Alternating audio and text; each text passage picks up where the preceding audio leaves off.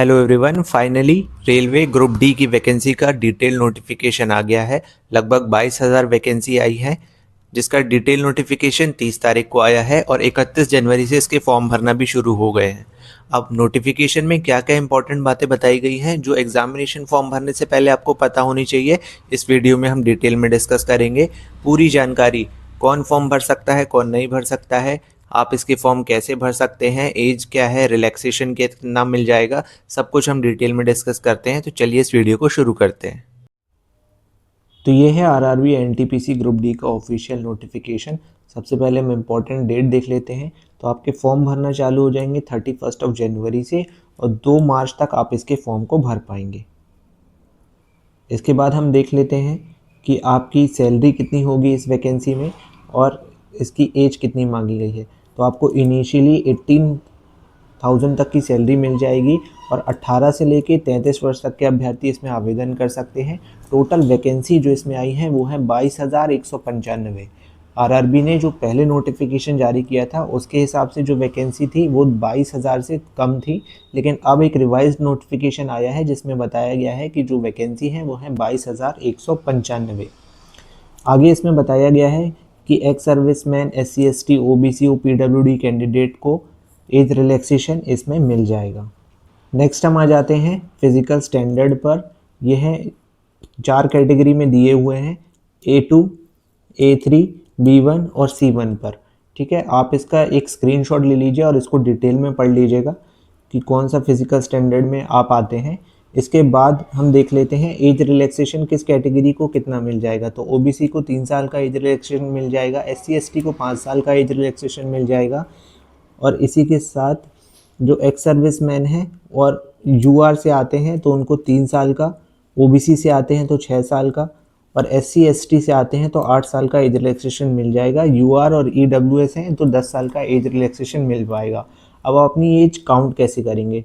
तो यदि आप UR या फिर EWS हैं तो आप 2/1/1993 यानी कि 02/01/1993 के पहले आपका जन्म नहीं होना चाहिए। इसी के साथ OBC का भी दिया हुआ है और SC ST का भी दिया हुआ है। नेक्स्ट हम चलते हैं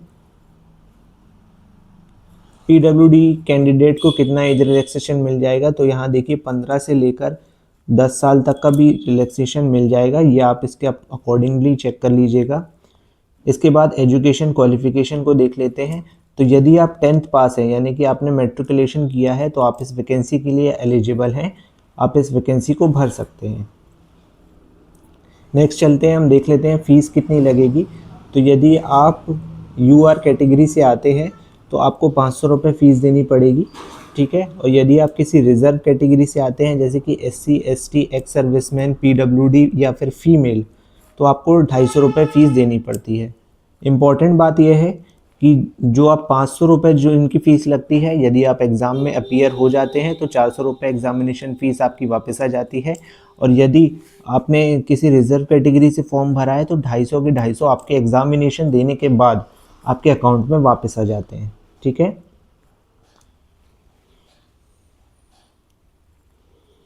अब चेक कर लेते हैं हम कि आपका रिक्रूटमेंट प्रोसेस क्या होगी। तो सबसे पहले इसमें होगा एक एग्ज़ामिनेशन होगा जो कि है CBT 1। ठीक है, उसके बाद होगा physical efficiency test. Physical efficiency test के बारे में हम आगे बात करेंगे। उसके बाद होगा आपका डॉक्यूमेंट वेरिफिकेशन और मेडिकल। ठीक है, नेक्स्ट हम चलते हैं आपके एग्ज़ामिनेशन पैटर्न की ओर। तो एग्ज़ामिनेशन पैटर्न आपका 90 मिनट्स का होगा। ठीक है, इसमें जनरल साइंस के 25 क्वेश्चन आएंगे, मैथ्स के 25 क्वेश्चन आएंगे, जनरल इंटेलिजेंस के 30 क्वेश्चन आएंगे और जनरल अवेयरनेस के 20 क्वेश्चन आएंगे। टोटल 100 क्वेश्चन का आपका एक एग्ज़ाम होगा। इसमें इंग्लिश नहीं आता है, रेलवे के किसी भी एग्ज़ाम में इंग्लिश नहीं आता है। अगर आप कोई गलत आंसर मार्क करते हैं तो 1/3 नेगेटिव मार्किंग होगी आपकी। ठीक है, इसके बाद हम बात कर लेते हैं फिज़िकल एफिशिएंसी टेस्ट के बारे में। तो जो मेल कैंडिडेट हैं उनका क्राइटेरिया यहाँ चेक कर लीजिए कि आपको 35 kg वेट लेकर 100 मीटर तक दौड़ना पड़ेगा, जो कि 2 मिनट में आपको कंप्लीट करना रहेगा। ठीक है, इसके लिए एक ही चांस आपको मिलेगा और इसके बाद आपको 1000 मीटर का डिस्टेंस तय करना पड़ेगा, जो कि आपको 4 मिनट 15 सेकंड में तय करना पड़ेगा।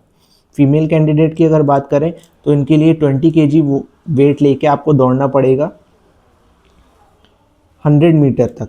ठीक है, ये आपको करना पड़ेगा 2 मिनट के अंदर अंदर, आपको भी एक ही चांस मिलेगा।